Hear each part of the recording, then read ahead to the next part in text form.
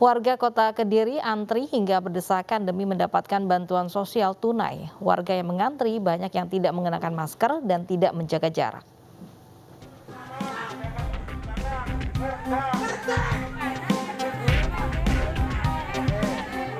Warga Kecamatan Mojoroto dan Kecamatan Pesantren Kota Kediri, Jawa Timur mengantri sejak pagi di kantor pos. Mereka berdesakan demi mengambil uang bantuan sosial tunai dari Kementerian Sosial senilai Rp600.000. Namun warga mengabaikan jaga jarak aman dan tidak sedikit yang tak mengenakan masker.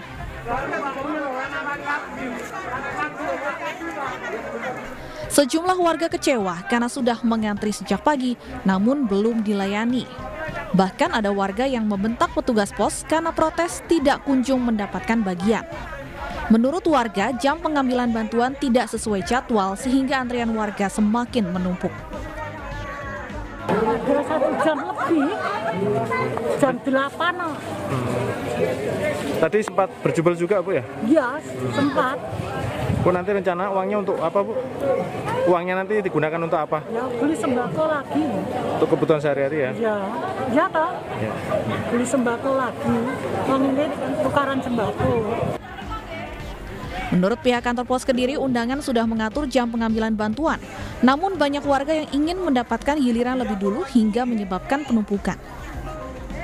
Pada saat kita menerapkan beberapa desa digabung gitu, walaupun petugasnya banyak ya karena sekaligus itu kan nggak mengikuti antrian gitu kan. Padahal sudah kita sudah kita jadwal. Desa A jam sekian, desa B jam sekian. Cuma mungkin karena informasi yang belum sampai atau memang warga itu pengen segera cepat-cepat dapat uang gitu. Walaupun tahu jam 8, jam 7 sudah di sini gitu.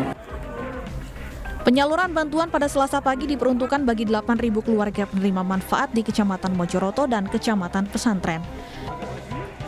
Dari Kota Kediri, Jawa Timur, Afnan Subagio, iNews melaporkan.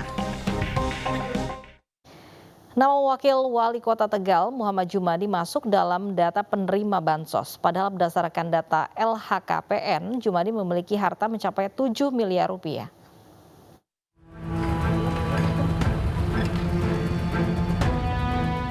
Seperti inilah kesibukan warga Kota Tegal saat akan mengurus data diri sebagai penerima bantuan sosial. Sedianya bansos ditujukan bagi warga yang perekonomiannya terdampak pandemi COVID-19. Lantas apa jadinya jika penerima bansos memiliki harta miliaran? Hal tersebut terjadi di Tegal, Jawa Tengah. Wakil Wali Kota Tegal, Muhammad Jumadi, masuk dalam daftar penerima bantuan sosial. Jumadi menilai ada kesalahan sistem sehingga namanya masuk dalam data terpadu kesejahteraan sosial Kemensos. Kedua, sistemnya yang salah. Kenapa? Sistem tidak bisa mengecek atau melihat siapakah si orang yang didaftarkan ini gitu loh. Jadi ini yang jadi problem buat kita. Tahun lalu juga saya sempat melihat dana data TKS waktu awal-awal pandemi itu kan sama juga kan. Banyak orang yang tidak berhak mendapatkan bantuan, sementara yang berhak tidak mendapatkan bantuan. Sementara pihak Dinas Sosial Kota Tegal mengaku telah mencoret nama Jumadi dari daftar.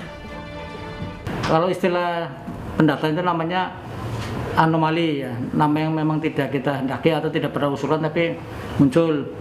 Dan itu juga ada nama misalnya seorang tukang becak jadi PNS, itu juga ada seperti itu. Nah, langkah kami apa? Jadi mekanismenya sebenarnya setiap data yang datang dari Kementerian Sosial kami verbal Pak. Kami verbal dan nama Pak Jumadi itu sudah kami coret, tidak termasuk yang menerima bansos. Berdasarkan data LHKPN, Jumadi memiliki harta mencapai 7 miliar, serta 10 bidang tanah dan 6 kendaraan dengan total mencapai 500 juta. Dari Tegal, Jawa Tengah, Yunibar, iNews melaporkan. Presiden Joko Widodo membuka rapat koordinasi nasional penanggulangan bencana tahun 2022.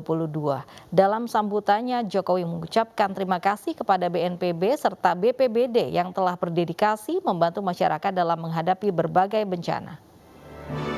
Presiden Joko Widodo membuka rapat koordinasi nasional penanggulangan bencana tahun 2022 secara virtual di Istana Bogor, Jawa Barat.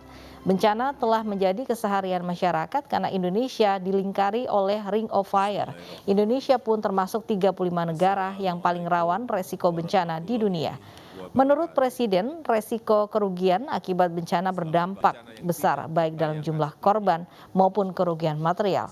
Presiden juga mengingatkan Badan Nasional Penanggulangan Bencana (BNPB) melakukan pengecekan terhadap instrumen peringatan dini bencana secara rutin. Sebagai negara yang dilingkari oleh Ring of Fire, cincin api, dengan wilayah yang sangat luas, bencana merupakan keseharian kita.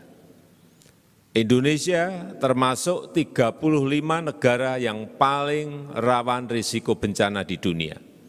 Hampir setiap hari ada bencana di beberapa wilayah di negara kita Indonesia.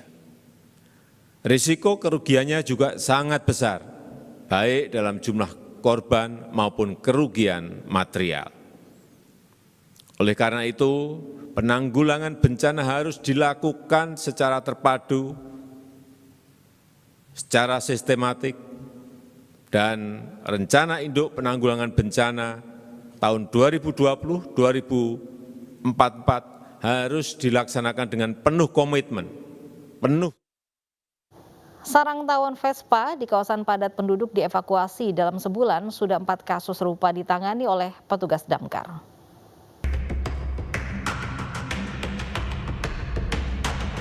Warga di Kelurahan Taman Bunga, Kecamatan Gerunggang, Pangkal Pinang, Bangka Belitung dibuat geger dengan keberadaan sarang tawon Vespa di sebuah batang jambu dekat pemukiman padat penduduk.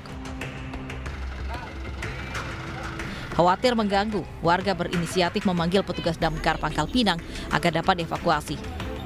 Untuk mengevakuasinya, petugas harus mengerahkan 1 unit mobil damkar dan sebuah tangga untuk mengambil sarang tawon. Evakuasi dilakukan dengan cara menyemprot sarang tawon dengan racun serangga. Kemudian sarang tawon dibungkus karung agar memudahkan petugas melepas sarang tawon dari dahan pohon. Menurut petugas, sudah 4 kasus serupa yang mereka tangani dalam kurun waktu sebulan belakangan. Mencari lahan kosong, kemudian kita lepaskan dalam bebas. Karena takut menyerah juga ya kalau kita bunuh ya.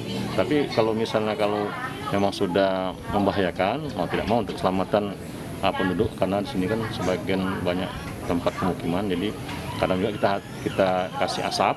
Semenjak kami masih bersih rumah ini kan, buat ini kan rehab rumah ini sedikit 3 minggu kurang lebih. Baru ketahuan. Sempat mengganggu nggak? Mengganggu belum, karena tidak diganggu. Usai dievakuasi, sarang tawon yang terbungkus karung ini dibawa ke tempat yang jauh dari pemukiman penduduk untuk dilepas kembali di sana. Warga diimbau untuk segera melapor ke petugas damkar jika menemukan sarang tawon ataupun hewan-hewan berbahaya lain yang dapat mengancam keselamatan. Dari Pangkal Pinang, Bangka Belitung, Haryanto, iNews melaporkan. Seekor tapir ditemukan dalam kondisi terluka parah di Padang, Sumatera Barat. Diduga tapir terkena jeratan babi dan proses penyelamatan berlangsung dramatis selama 5 jam.